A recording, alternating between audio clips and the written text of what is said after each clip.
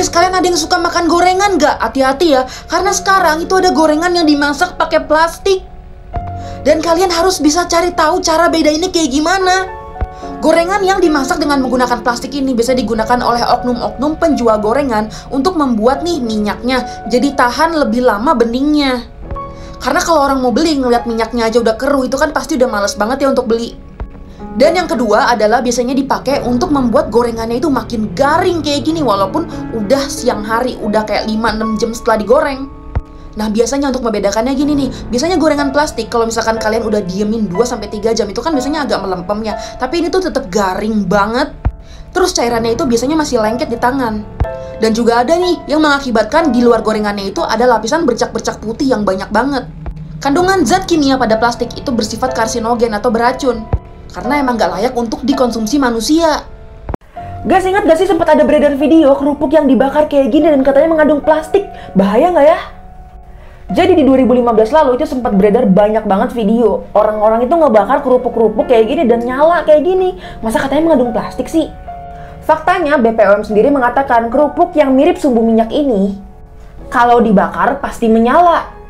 Direktur Inspeksi dan Sertifikasi Pangan Olahan BPOM yaitu Ratmono mengatakan bahwa tidak benar nyatanya kalau misalkan kerupuk itu bisa dibakar itu udah pasti mengandung plastik. Dia bilang kalau kerupuk itu pasti nyala dan nantinya akan mengakibatkan hitam-hitam kayak gini. Karena kerupuk itu 75%-nya adalah tapioka dan sifatnya kalau dibakar akan jadi karbon. Dan hal ini itu meresahkan pedagang-pedagang kerupuk karena penjualannya itu terpengaruh. Jadi hati-hati ya kalau menyaring berita. Orang ini bikin jebakan ikan dan pas ditinggalin 1 hari, kalian harus lihat isinya kayak gimana. Jadi pertamanya itu dicari lubang di pinggiran-pinggiran air yang genangan kayak gini nih, bisa di pinggir sawah juga bisa.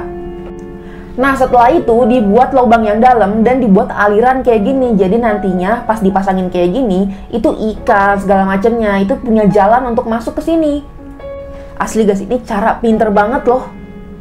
Setelah itu dipancing dengan cara kasih makanan yang biasa dimakan sama ikan-ikan kayak gitu di dalam sini maupun di luar sini. Jadi mereka kayak dipaksa masuk ke dalam gitu loh. Nah terus ditutupin kayak gini dan didiemin 1 malam. Dan besoknya setelah didatangin lagi ternyata yang ketangkep banyak banget guys. Mulai dari ikan, kepiting-kepiting kecil, belut, semuanya masuk ke dalam. Cara yang digunain kreatif terus efisien banget kan?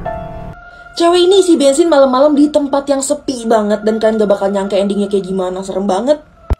Jadi setelah pulang kantor, dia baru sadar ternyata bensin yang ada di mobilnya itu udah mulai habis. Ya mau gak mau dia harus isi bensin dong. Dan di luar negeri isi bensinnya tuh sendiri kayak gini kan. Setelah gesek kartu mestinya udah dong beres transaksinya. Tapi orang yang ada di sini yang di kamera itu bilang, tolong kesini dong karena pembayaran kamu bermasalah. Tapi akhirnya dia bilang orang gak ada masalah kok, ini udah keluar resipnya. Dia juga takut ke sana karena kan nih cowok sendirian ya kayak creepy gitu kan. Akhirnya dia di handphonenya nunjukin bukti pembayarannya. Nih udah kok, udah beres kok. Gak ada yang jadi masalah kan. Tapi nih cowok yang ada di sini tuh maksa, cepetan kesini, cepetan. Ada yang perlu lurusin. Akhirnya nih cewek kayak, aduh nih orang aneh banget deh. Udah deh gue pergi aja. Tapi nih cowok tiba-tiba lari dan gedor-gedor gitu. Dibilang katanya cepetan kesini, cepetan katanya. Dia sampai panik dan nulis sesuatu pesan di sini guys. Asli kalian gak bakal nyangka lanjut part 2.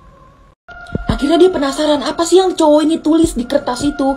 Pas dia lihat katanya ada orang di mobil kamu. Dan pas dia nengok, beneran ada orang di belakang mobilnya. Dia langsung lari secepatnya ke toko yang ada di seberang ini yang cowok itu ada di layar itu loh.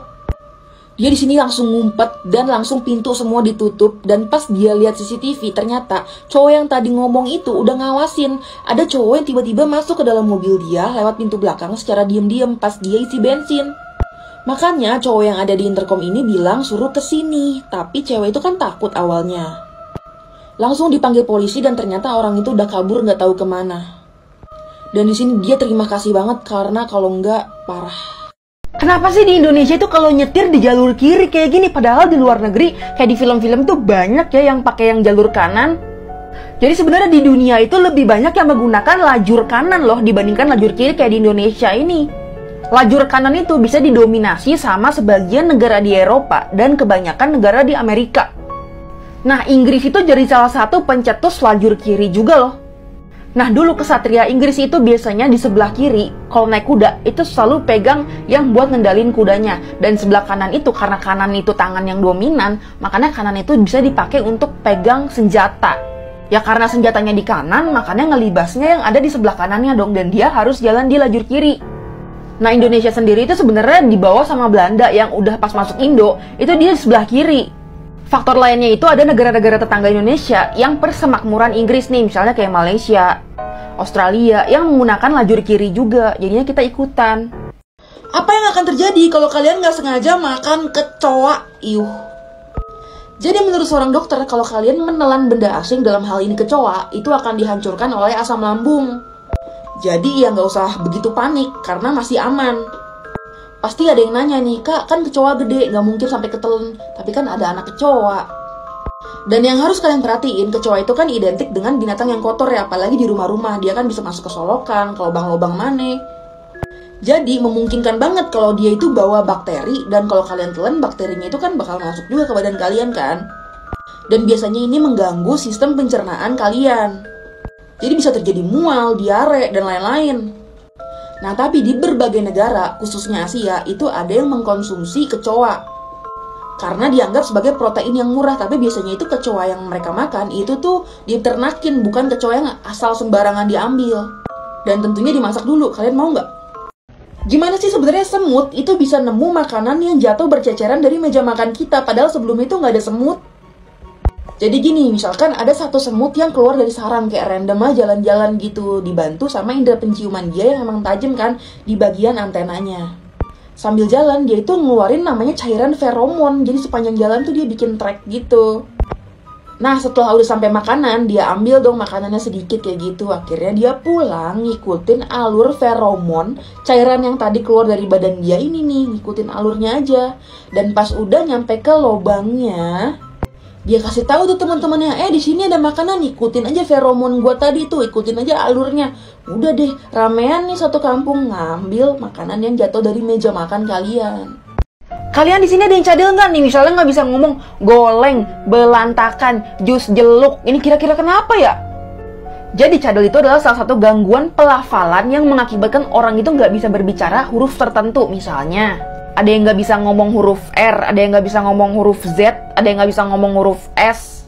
Biasanya kalau dalam masa pertumbuhan nih, misalnya 1-5 tahun, itu biasanya masih kayak dianggap normal. Tapi kalau misalkan 5 tahun ke atas udah seperti itu dianggapnya udah semacam gangguan berbicara. Nah, faktor-faktor penyebab cadel nih apa aja sih? Ada berbagai macam sebenarnya. Yang pertama itu bisa terjadi struktur mulut yang berbeda dari orang biasanya. Jadi dari struktur gigi, lidah, langit-langit mulut yang berbeda yang mengakibatkan mereka itu nggak bisa ngomong kayak orang biasanya.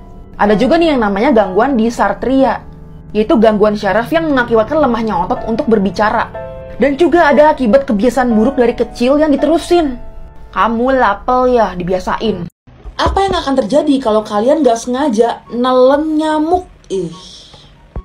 Biasanya kan nyamuk pelan-pelan kayak lewat kuping kita, kayak ngung gitu kan, tapi gak sengaja kadang-kadang justru masuk dalam kuping, zet gitu. Terus habis itu, pernah gak sih tiba-tiba masuk ke dalam mulut kalian kayak ketelan? Nah, ternyata kalau nelen nyamuk itu ternyata gak perlu khawatir, karena dia bakalan langsung mati. Hancur, tercerna asam lambung sehingga tidak terserap ke pembuluh darah. Lalu keluar bersama kotoran kalian. Tapi beda urusan kalau kalian itu yang ketelan serangganya beracun atau kayak nyengat, kayak tawon, terus bahkan kecoa mungkin. Nah, itu efek yang ditimbulkan itu macam-macam, bisa diare, bisa alergi, dan mungkin stres kali.